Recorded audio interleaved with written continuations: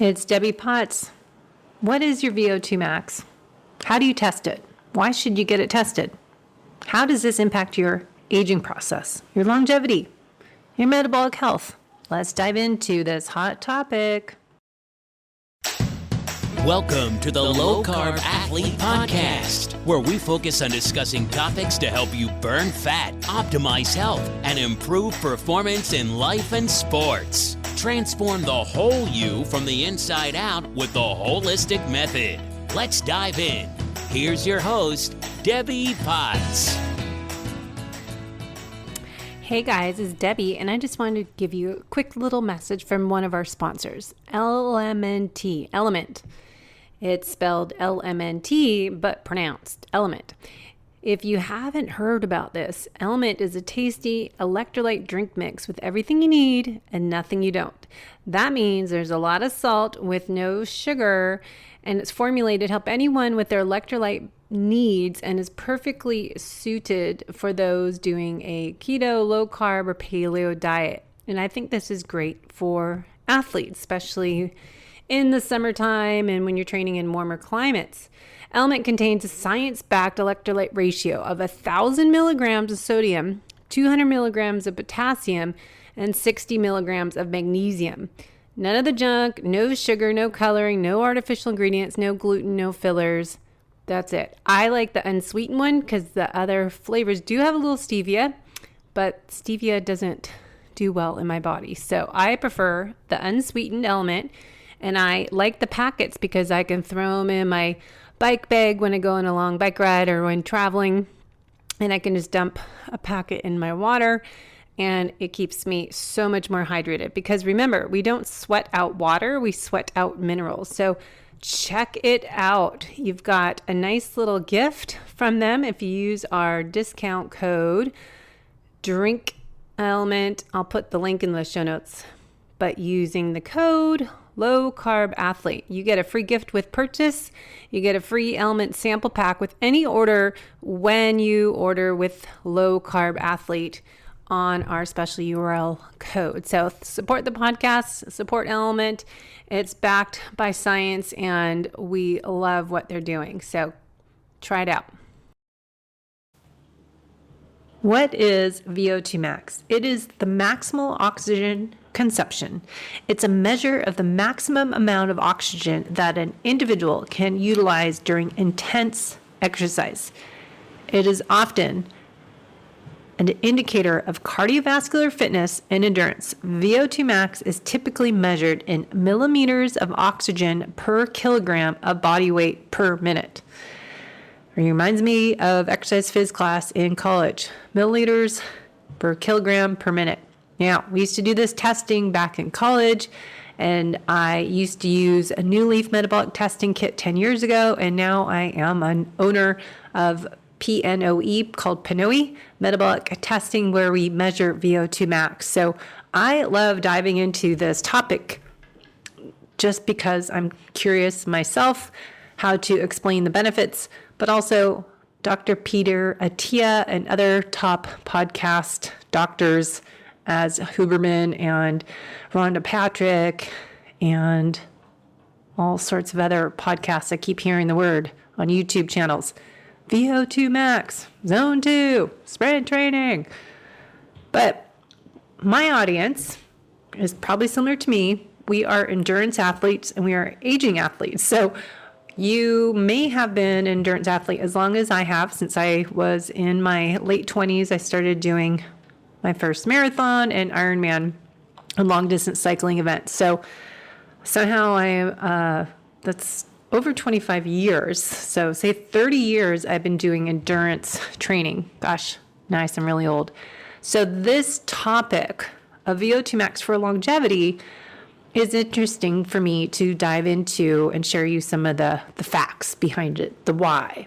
So here are some key points on why this VO2 max marker that I can discover when I do metabolic testing with PNOE, or if you go to Exercise Phys Lab, they'll do it even more in depth with electrodes. If you're going to your doctor, they measure your blood pressure and get a little more detailed than we do with a metabolic assessment for athletes.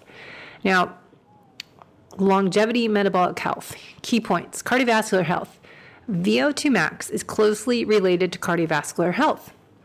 Higher levels of cardiovascular fitness are indicated by a higher VO2 max, which is associated with reduced risk of cardiovascular disease such as heart attacks and strokes.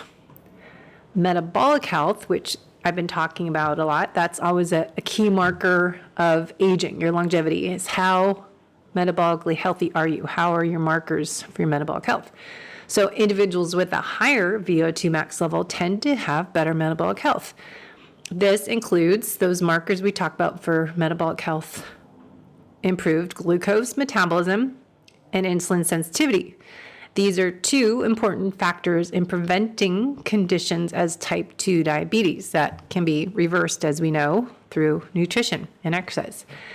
The aging process. So, as we are aging, we know there's a natural decline in our VO2 max, partially due to the cardiovascular and respiratory system. We see changes here. Regular physical activity and exercise can help slow down this decline and contribute to better overall health in older adults. So, as I've said many times, it's how we train, how to embrace the aging process instead of blame it, and looking at data on men versus females, male athletes versus female athletes as we age. Women need to train a little differently than men. But even more, just saying that, we can identify when you do a metabolic test with me, when I do my assessment, where you need to spend more time in. Women, as Dr. Stacy Sims discusses, women are born with a better ability to be more endurance athlete or stay more zone 2 is easy for them. We have more slow twitch muscle fibers. Women, we need to get more fast twitch muscle fibers as we age. Men need more zone 2. So we'll go into this later. How do you find your VO2 max? And then how do you improve your VO2 max? And that's going to be different per individual, but also men versus women. So we can't generalize that everyone needs to test your VO2 max. Everyone needs to improve their VO2 max this way. That's why we want to test and not guess what you as a unique individual, and especially endurance athlete who's been in the industry, in the sport a long time, how we need to train to improve our VO2 max, improve our body composition, our metabolic health, muscle health is going to be different than somebody else, I'm sure, especially if you're fit and active for a long time. Okay, next, longevity. So several studies suggest that higher levels of physical fitness, as indicated, have a higher VO2 max and are associated with increased longevity. Individuals who maintain good cardiovascular fitness through their lives tend to live longer and experience a lower risk of age-related diseases. And we hear often about the mitochondria, right? So a lot of people are I think, overdoing the cold plunge, and it's killing me on Instagram. When I open Instagram, someone else is doing a cold plunge. Yes, it's beneficial doing cold therapy, but again, we seem to focus on just one method, and that's all you hear about for a while until that gets burnt out, and then people move on. But cold therapy, cold plunge is pretty amazing for improving mitochondria, getting more brown fat, and that's more active tissue, more mitochondria. But there's different ways we can do this. But mitochondrial function can be associated with VO2 max markers. So VO2 max is influenced by mitochondrial function, which plays a crucial role, as you know, in energy production. Mitochondria are the energy production factories. And improved mitochondrial function is associated with better overall health and longevity. So exercise is a longevity factor. Regular exercise, specifically aerobic exercise that increases zone 2 type of exercise, that increases VO2 max, is considered one of the key lifestyle factors to contributing longevity, as well as there's grip strength and other markers. But VO2 max, training it to improve that zone 2, and we'll talk about sprint training, but this positively influences various physiological processes that impact aging. So Yes, there's a strong association between VO2 max, longevity, metabolic health. There's individual factors that we talk about: genetics, lifestyle, your overall health, the sleep and the stress management, and your microbiome, your digestive system, your happiness, your nervous system, your heart rate variability.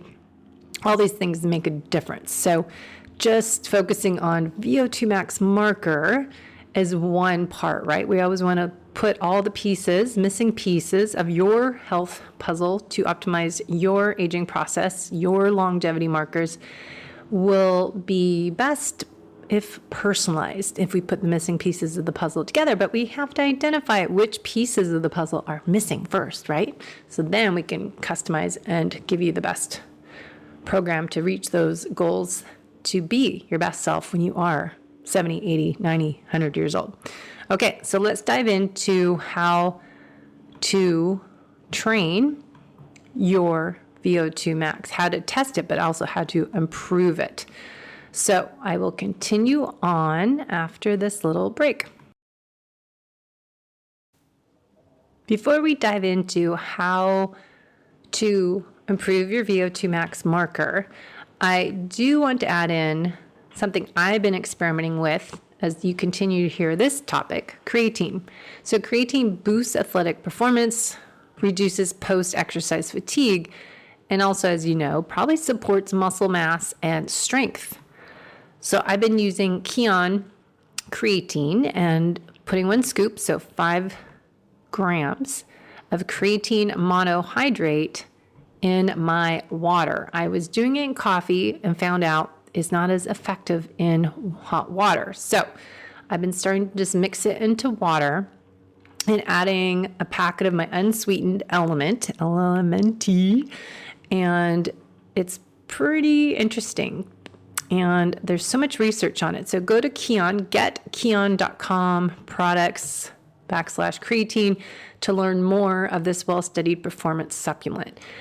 But yes, it's going to help you get a quick source of energy doing your zone 5, which are the short burst, high intensity interval training.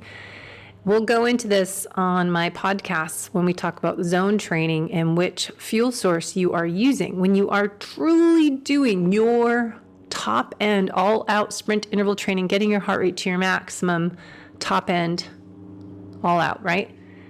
Creatine phosphate. So if you listen to Dr. Stacy Sims, women, as female athletes, as we age, probably benefit more from supplementing with creatine every day, because that is what we are not having enough of from our food. We need more of it. She'll explain better and the why. But also, when we females need more fast twitch muscle fiber, zone 5 sprint training, and heavy weightlifting, that fuel for that exercise at that higher intensity is coming from creatine. So more reason to add it in to your supplement nutrition program, because if you listen to the research on it, it's pretty amazing. And you go to drstacysims.com blog on why active women need creatine. So she'll explain it in this blog post. You can read more about it. But you want to add in supplements because together, your liver, pancreas, and kidneys naturally produce about 1 gram of creatine per day. Your body uses about 2 grams a day. You have to make up that difference by eating more animal protein as red meat or seafood, or getting it through supplementation as with creatine monohydrate, which is most effective. So we want to get creatine powder, tasteless, odorless, not expensive, as I'm using the Kion product. You can mix it in your water as I'm doing, or smoothie, but supplementing with it, adding it in 1 scoop, 2 to 5 grams a day over time. They say it helps to improve performance. I think it's working for me, as it's hard to get enough in our diet as a female. So I would check that out. You can save on Kion products if you use coupon code Low Carb Athlete, or depending on what link you use, you go into it and say add in Debbie plus Kion, Kion. So creatine, check it out. Amazing.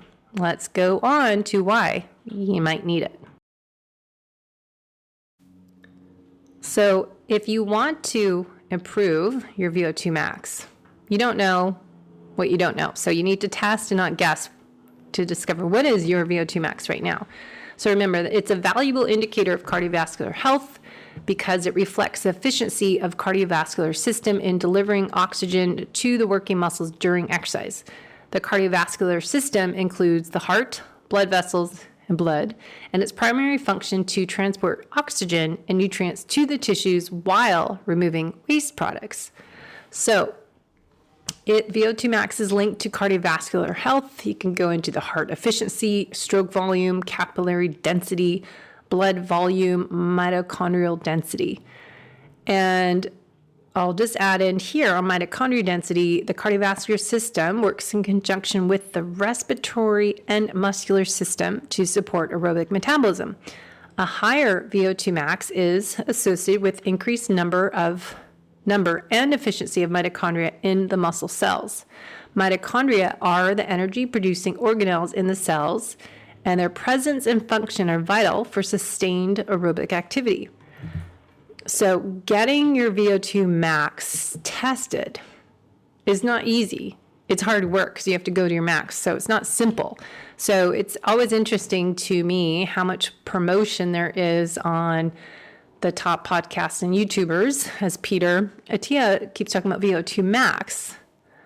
But a person that's not active probably has no interest in testing VO2 max and getting that prediction. So I'm sure it's more directed to athletes or people that are really big on optimizing the health, their aging process, their future self, because it's only 9 to 12 minute tests that I do, and to bring you to VO2 max, often people quit before they get there because it's hard, but it's only, maybe 30 seconds that you need to get your heart rate, push yourself to that deep, dark cave that you're going hard as you can, and you have a mask on, and we have to measure your oxygen consumption, carbon dioxide out, and your heart rate, all this data we need to collect to get the prediction of your VO2 max, or actually see what you hit for VO2 max. So remember, it's a maximal oxygen consumption, the maximum amount of oxygen that you can use during intense exercise.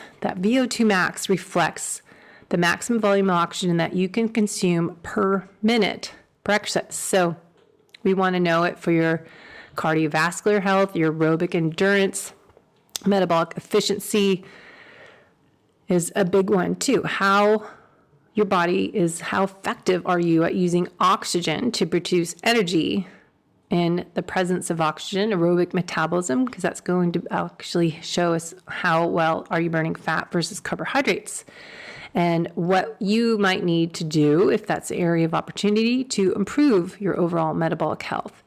So doing the test, analyzing the gas that you're breathing, so you have to wear a mask, and then we measure recovery. Once you hit that peak spot, you're on an RPE. I ask you on a scale, 1 being nothing, 10 being all out hardest.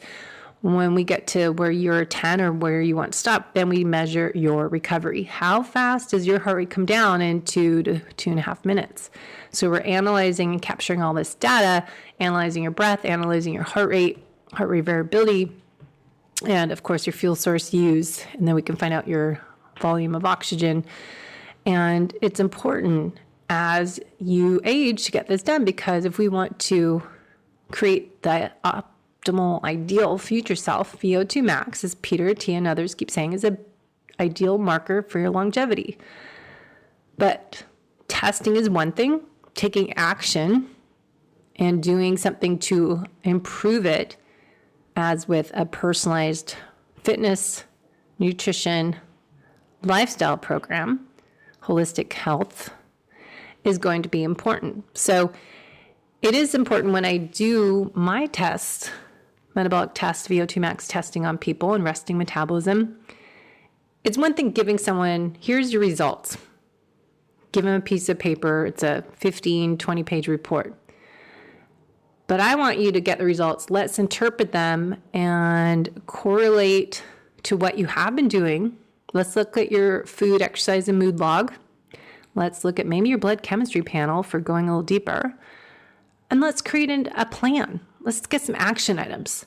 What are you going to do to improve those areas that you scored lower in? Because we'll have a big chart, and there's, areas you're great at and then areas you're not so great at. So if you want to be amazing, we have to work on the parts that you're not so great at. So if you've been doing all zone 4 training and not even going down to zone 1 up to zone 4, say 4 or 5 minute pieces and then back to zone 1, maybe you've just been doing that black hole training. You might find that you need a lot of zone 2 training, or you need some interval training that actually you're going up high, you're coming back down low. And then maybe you need more strength training. And maybe you need to work on your protein because you're eating all fat or carbohydrates. So we want to test your VO2 max. So what do? We get that marker. What does that even mean? Okay, this is just a number. How are you in relation to other people, your age, sex, gender, and what do you want to be? Where's your optimal number for your VO2 max? So we want to get that number. But what we really want to know is the other data we collect from that same test, your heart rate zones. Saying that everyone needs to do zone 2 80% of the time and 20% of the time doing zone 5 is very general. As I said, Dr. Stacy Sims' research she shared on women that are aging post menopause, we might need more time in zone 5. Men, more time in zone 2. So what do you need to do is going to be different. So zone 5 can improve VO2 max. It enhances oxygen consumption, boosts cardiovascular efficiency.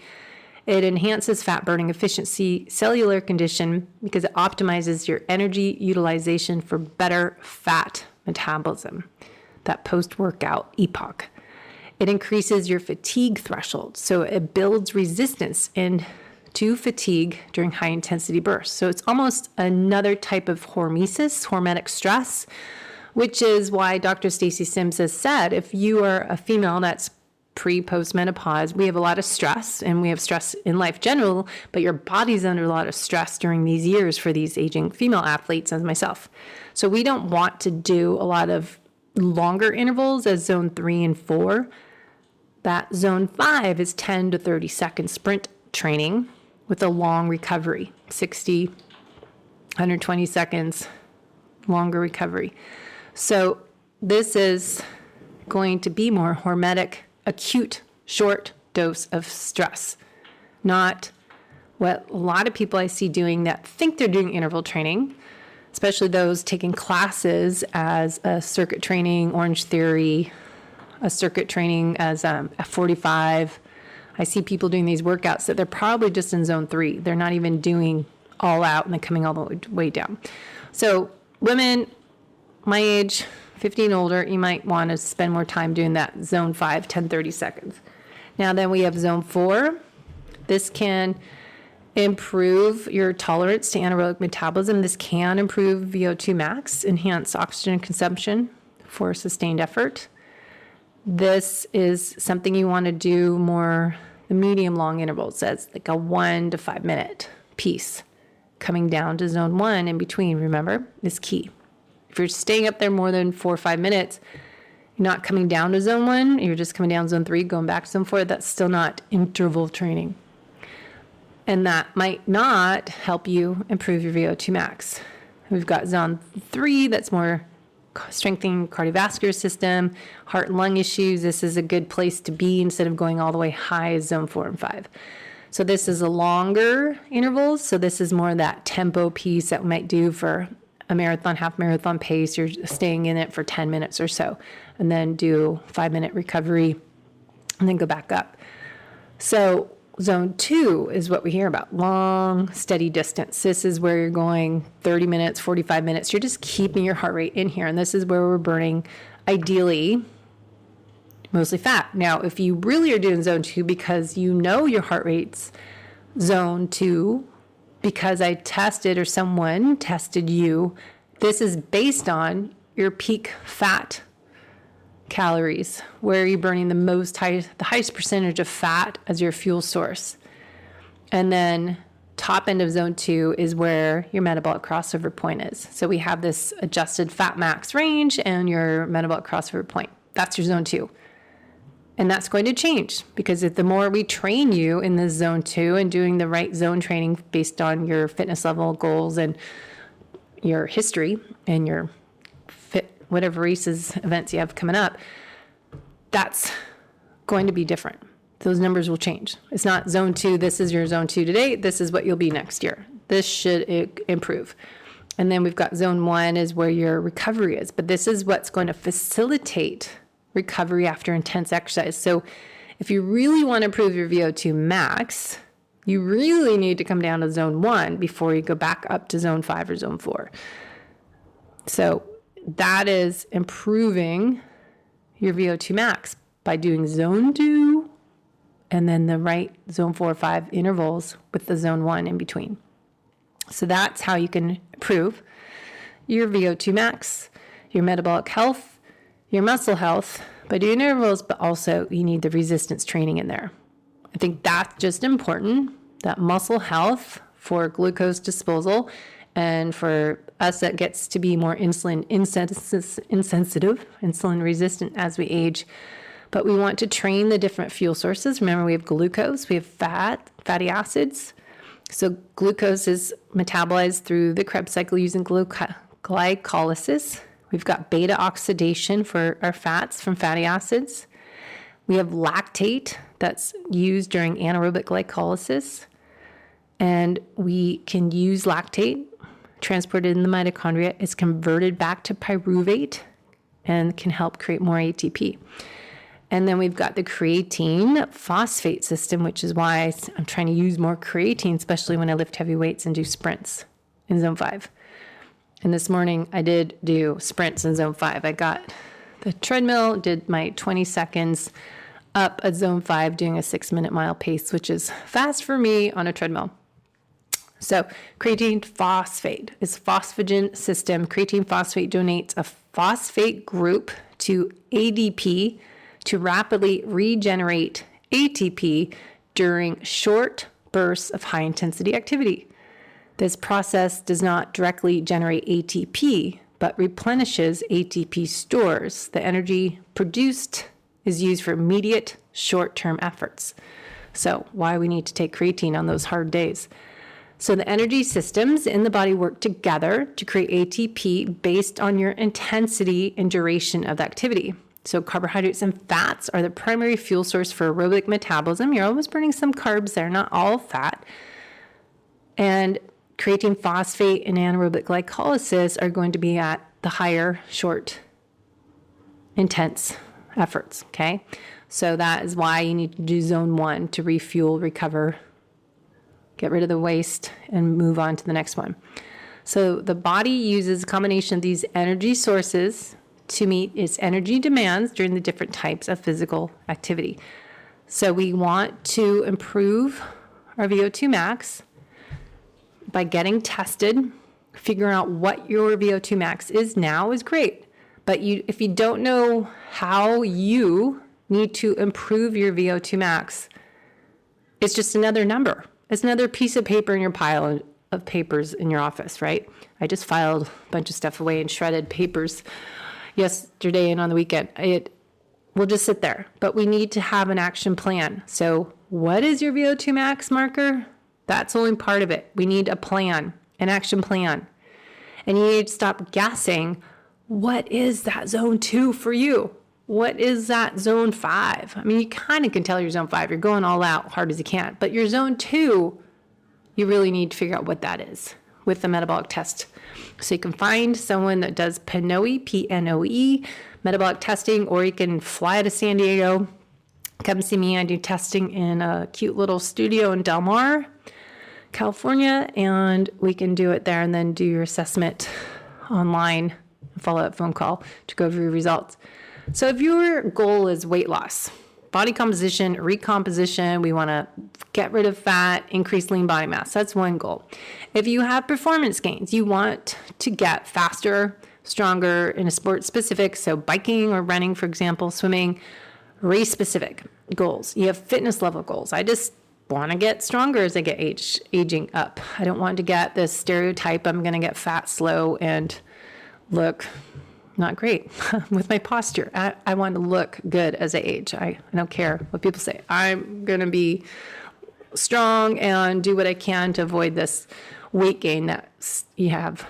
I think a lot of it, as I look up the research of why we gain weight as we get older, because of menopause. No, it's because we are less active. We eat more. We don't eat the right foods. People drink more. They don't prioritize sleep, their sleep hygiene routine, and stress management, and the list goes on, of just all the elements of the holistic method. So weight loss goals, you would do zone 5 and zone 4 with zone 1 in between. Maybe you're doing some zone 3 to get started if you haven't done intervals.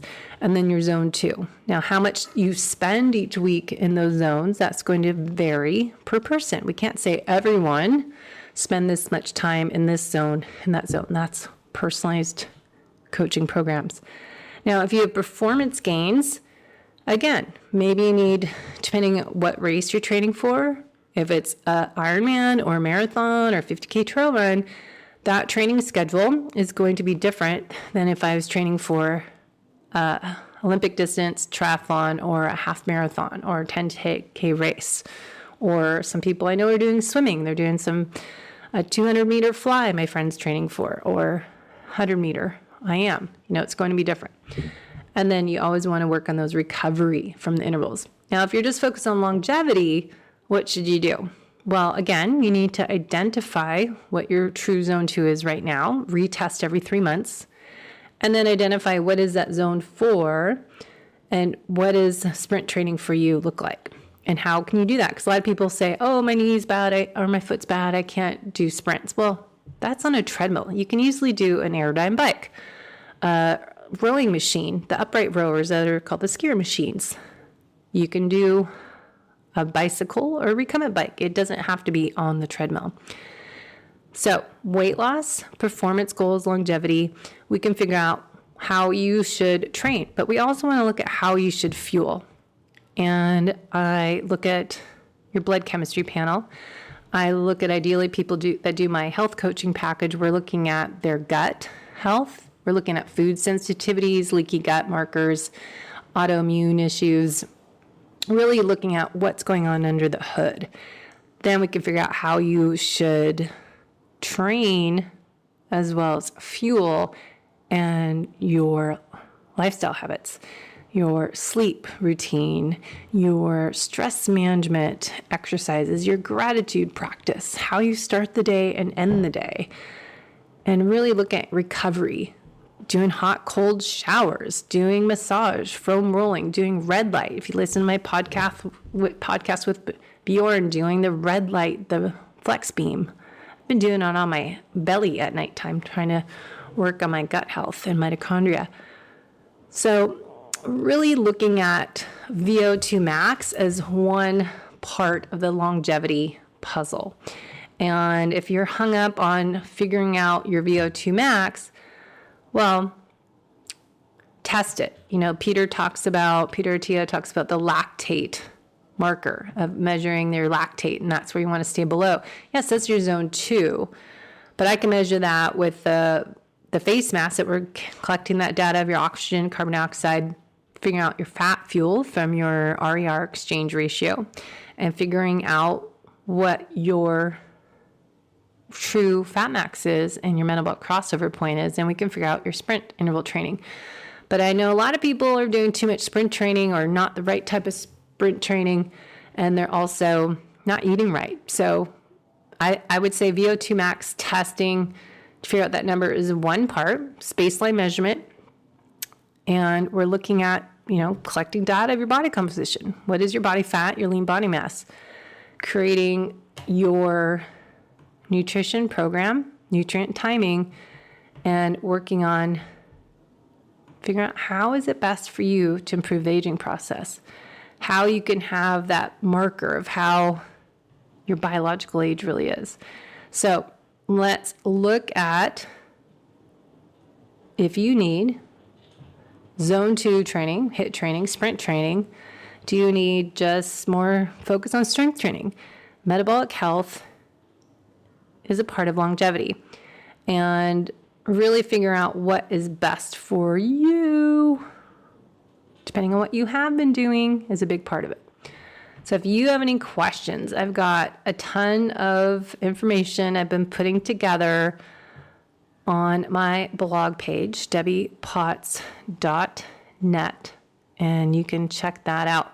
Now, if you don't have the availability to find someone to do testing on you, if you are on a budget, you can start just guessing, which I don't like, but wearing a heart rate monitor. And maybe you're doing the Maffetone, max aerobic function, 180 minus your age that we used to always talk about. If you don't have access to metabolic testing, it's just easier these days as Pinoy's. I can take it in a suitcase and take it places. That is a good place to start. So max aerobic function, you can look at the interviews with Phil Maffetone. Dr. Maffetone created that 30-something years ago. And that is a good place to guess where is your zone 2. So don't forget, we talked about that the past 10 years ago, and I started training that way when I started racing triathlons in 23 years ago. I started 2001 was my first Ironman, or 2000. And max aerobic function heart rate, 180 minus your age, plus or minus 5 beats, is the top end of your aerobic training zone, zone 2. So part of it, I always started laughing all the time that people are talking about zone 2, is that we've been talking about this for 20 years. It's not new. But I guess for people in longevity space, well, Peter Attia is Mr. Endurance athlete in the background. He was doing ultra swimming, ultra cycling, all of this stuff. So the general public may not know of Maffetone, max aerobic function heart rate, and doing the 80-20% of each endurance and sprint training. Now, women, remember, as we age, we may flip that 20% endurance training, 80% interval training. But remember, those interval training workouts are only going to be 20, 30 minutes with your warm up and warm down. So it's very different. So it's more the minimal effective dose.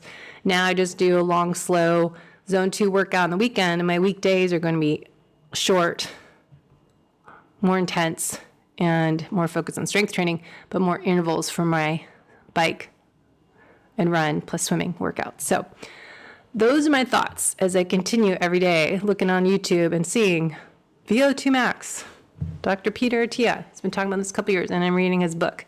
So that is a little bit from me. I know I did Carlsbad half marathon a couple weeks ago. Really saw people going out way too high of heart rate. So if you're not training with a heart rate monitor, don't go by the Garmin watch, for example, or Apple Watch with just getting your heart rate on your wrist. It's it's not accurate. So it is really going to be more accurate with the chest strap on. And again, using Maffetone, max aerobic function heart rate, or get Pinoy metabolic testing. Come see me in San Diego for a nice little weekend getaway. A few days here. You can walk on the beach, Solana Beach, Del Mar, go up to Encinitas. It's a good place to come visit, which is what I always did before I moved here. So looking at that, but looking at nutrition, prioritizing that protein, and that's a whole nother topic of too much fasting. You can listen to everyone again. All the people in our Fit and Active podcast world are not fasting as well as long. Intermittent fasting, we weren't getting that protein in. Doing OMAD, you're not going to get your protein goals and help muscle protein synthesis. So focus now is shift to metabolic health, muscle health, getting that from how you train and how you fuel. And that fueling part is going to be how to activate muscle protein synthesis. mTOR is not bad. It's a balance between AMPK pathway and mTOR. And I think people got into AMPK pathway fasting and not focusing on building. So remember, it's anabolic, catabolic, stress hormones impact in there too, that we want to build and balance out with breaking down dead cells, but we want to change how we fuel and train as we age, because we are losing muscle as we age. Look at your parents. Look at everyone that's over 70, 80, 90 years old. They don't look too good. I was just on a cruise for a week with people that were all over 70, I think, except for us 1% of the cruise ship were all more active and younger, because we're with our 80-something plus year old parents. And you can really see what happens when you don't take ownership of your health and aging process. If you're not fit and active as you age, if you're not concerned about Peter Attia's Olympics for when you turn 100. So let's stop, pause, reset, look at your program, what you're doing this year, this quarter. Let's break it up and let's start getting more personalized approach. All right. Thank you for listening. Hey, my fellow aging endurance athletes, just a reminder, if you like what you listened to today, make sure to share this episode with your community. Head to debbiepotts.net to set up a free discovery call to learn more about my personalized coaching programs, especially if you are on a mission as myself to improve the aging process and start training to be my best self when I am 80, 90 years old. So I am on a mission to live my best life and be my best self the second half of my life. So if you're on the same mission as me, head over to my website and YouTube channel to learn more ways to improve the whole you from the inside out with the holistic method. Thanks for listening to the Low Carb Athlete Podcast. If you have any questions, feedback, or topic suggestions, let us know on Facebook or at debbiepotts.net.